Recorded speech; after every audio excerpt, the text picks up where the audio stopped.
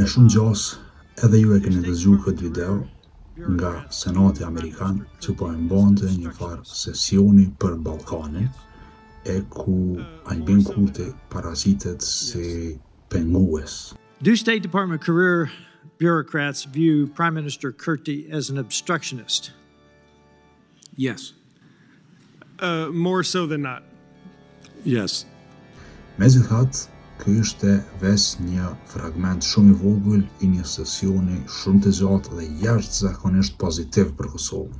Vendi ynë nuk u kritikua për asgjë, madje u paraqit ashtu siç është, si vendi më pro-evropian dhe më pro-amerikan në Ballkan. U argumentua se thjesht futja e Kosovës në rrugën drejt NATO-s, jo antarësimi, por veç futja e Kosovës në rrugën drejt NATO-s, e zmbraps përfundimisht rrezikun e Serbisë, rrezikun e destabilizimit të Kosovës nga Serbia. A problem going back to 1389 that no one can solve between Kosovo and Serbia. It has a solution and its name is NATO.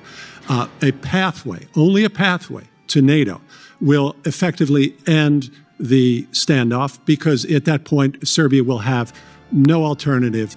Its isolation campaign, its non-recognition campaign, its dependence on Russia and China at the UN Security Council will be meaningless. Why?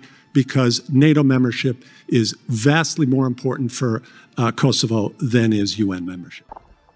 U argumentua po ashtu që forcat e sigurisë të Kosovës, pra ushtria e Kosovës, të forcohej nga ushtria amerikane. Ford continued U.S. assistance to professionalize and bolster the Kosovo security force. Yes. Yes. Yes.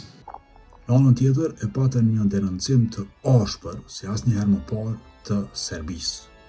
U denoncua afërsia e saj me Rusinë dhe Kinën, u denoncua tërësh trajtimi që i bënte shqiptarëve në Lugrinën e Prishevës dhe u prezantu një rezolut për dënimin e saj. U kërku që administrata Trump të merrte një qëndrim më të ashpër ndaj Serbisë, më të prerë dhe më të ashpër ndaj Serbisë. U kërku edhe që të bëhej një raport i hapur, i paklasifikuar për sulmin në Bajs, ku vihej pyetje për fshirja e qeverisë së Serbisë, për fshirja e Vučićit në të. Nëse realizohen këto, natyrisht që pozicioni ndërkombëtar i Kosovës ndryshon radikalisht për mirë. Anën tjetër, pati edhe çështje që janë shqetësuese. Kryesorja ishte heqja e sanksioneve për Milorad Dodikun, e që e zbulon se sa e paparashikueshme dhe potencialisht e korruptueshme është administrata Trump, është rrethi i ngushtë i presidentit amerikan.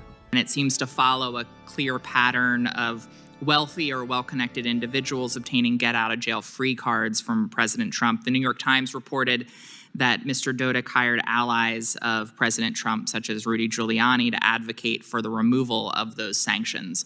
Edward Joseph këtu argumenton se korrupsioni është një problem shumë i madh dhe heqja e kushtëzimit të sanksioneve do t'i dalë problem Amerikës në të ardhmen. Pero kjo nuk është një problem vetëm për Bosnjën, por edhe për Kosovën, sepse potencialisht Serbia mund të blejë njerëz në administratën Trump që t'jetë vazhdimisht e favorizuar në raport me Kosovën. Besoj e keni parë se kjo përpjekje vetë se ekziston.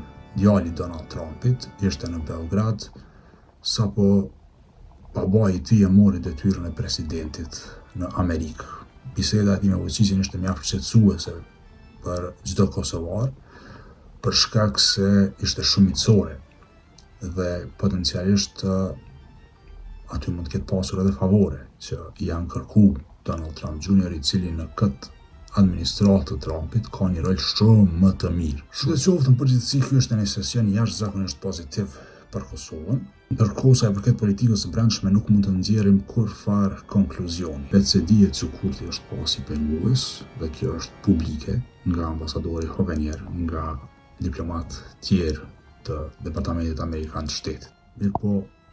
Mirëpo u kuptua po ashtu se rreziku i Kosovës nuk i vjen nga pengesat e Kurtit, por nga paparashikueshmëria e njerëzve të Trumpit, nga potencialisht korruptueshmëria e tyre.